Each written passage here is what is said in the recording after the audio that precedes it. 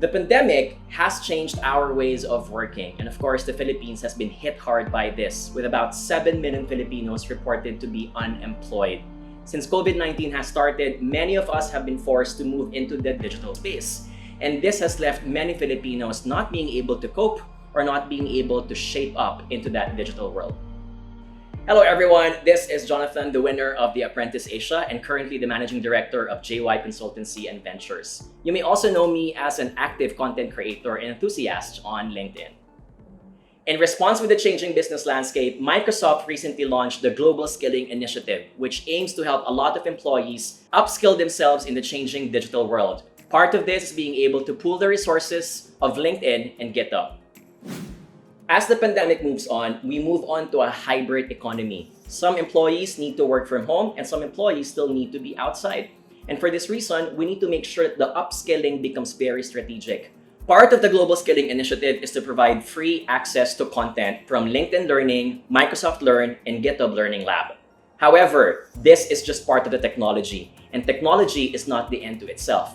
This is the reason why Microsoft wants to take on a strategic approach. Using data from LinkedIn, Microsoft has identified the top 10 jobs that we know are going to be in demand in today's economy, can be learned online, and are also going to provide the best livable wages.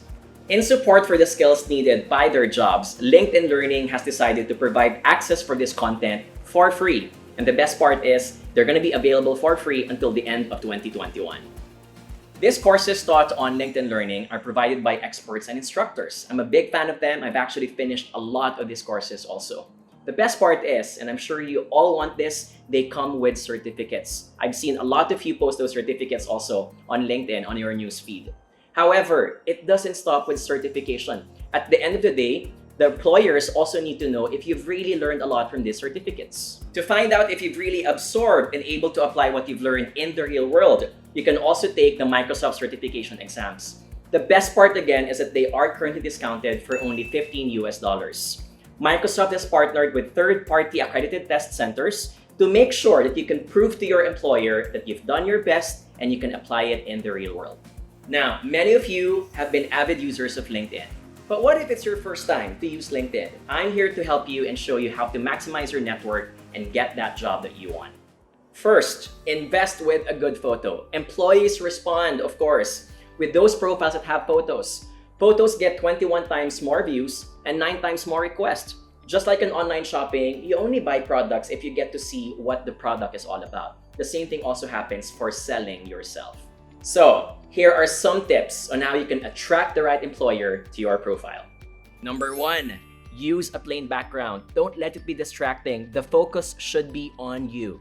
Number 2, dress professionally in a way that makes you look qualified for your job. Here's a tip. I always prefer black or blue if you want to exude leadership skills or a commanding look for yourself. Number 3, smile. Having a friendly expression is always going to be a plus. And finally, number 4, make sure your face takes up most of the photo. Think about having your photo taken from your shoulders up, just like in an ID picture. Next, now is the time to introduce yourself. Go to your page by clicking the Me tab and add new sections to your profile so employers can get to know you. Remember, it includes the following: location and industry, or where you're from, and your line of work. Second, work experience. You have to identify where you've worked before. After all, this is the basis of whether the employee can see that you've gained a lot of experience all throughout. Third are your skills. These are the capabilities that make you a worthy candidate. And finally, education and certifications. This is where you can show off all of those certificates that you were able to get through Microsoft Learn and LinkedIn Learning courses. Another important detail that job seekers need to look out for is their LinkedIn headline or the title that is displayed at the top of your profile. Before editing your headline, ask yourself, is this what I want the employer to see? Does this reflect who I am as a person? Is this going to make me stand out versus the other candidates? Will this help me get that job? Now that you have your account published on LinkedIn, expect a lot of recruiters and also fellow workers to check on your account. What do they usually do? They check the first 4 inches of the screen. That includes, for example, making sure that you have one strong line about who you are. The best way to do this is to start with about 1 to 2 sentences that summarizes who you are. Next, followed by 3 to 5 sentences that captures your experience, your skills, and also your certification. Don't forget, people are skimming through your account, so you have to leave also your contact details in case they want to connect with you. Having a summary of about 40 words in your account can make you more searchable in the algorithm of LinkedIn. And remember, the more people can find you or look you up, the more you can be connected to them. You might be asking the question, John, why make a big fuss about building networks? I'm just looking for one recruiter.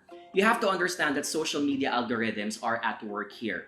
The more you get connected to a recruiter, the more you can be connected to other more recruiters. And so the bigger your network is, the higher is your chance that you can secure a job. Just click on the My Network portion on LinkedIn to see who you can add to your network. You might find some friends or relatives, current or former colleagues, and even current and former managers. The best part is that as you continue building over your network, the suggestions improve over time. LinkedIn is going to suggest to you other people that you likely know, likely related to your industry, or likely are going to add value to your success. So now you're excited to connect. Who should you be reaching out with? I got 2 tips. Number 1, make sure you connect with people who have the value to make you a better person. I want to warn you, do not just randomly connect with anyone on LinkedIn. After all, if people don't also see the value in connecting with you, they're going to reject your request. Rather, for example, if you are a graphic designer, try to connect with people who have the same interests. They're also in the field of arts, design, or they're working for another company that's also into graphic design. Tip number 2 is very similar in the field of selling. In selling, your first layer of customers are going to be your loved ones and friends because they're there to support you. The same thing also happens for LinkedIn. Try to connect with people that you already know. It could be your current colleagues or it could be your ex-colleagues and bosses. The more you get to expand your network, the more these friends are going to be there to support you, to connect you to other folks who may be potentials for your success. Now, you've connected with someone and you want to talk to them. It's also similar to the field of selling. It can feel like you're cold calling someone to buy your product. And who's the product? That's going to be you.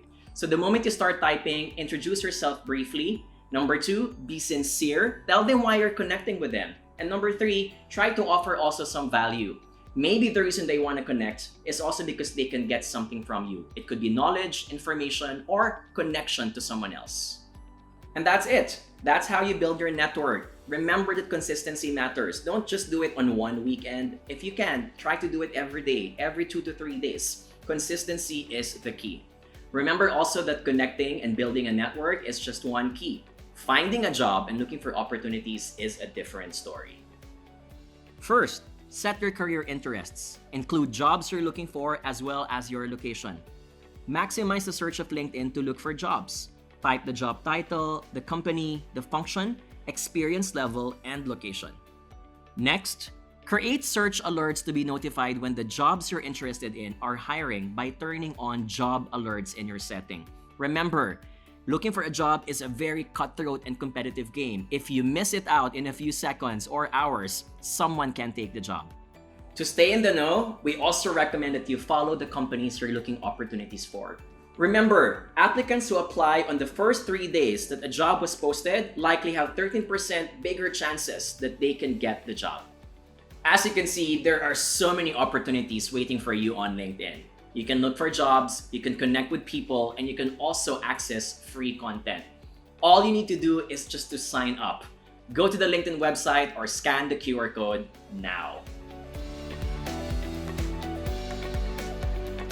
Work has definitely changed in the time of COVID-19 and the pandemic, but I'm very thankful because there are platforms provided by Microsoft that allows us to reach out to bigger networks and look for bigger opportunities.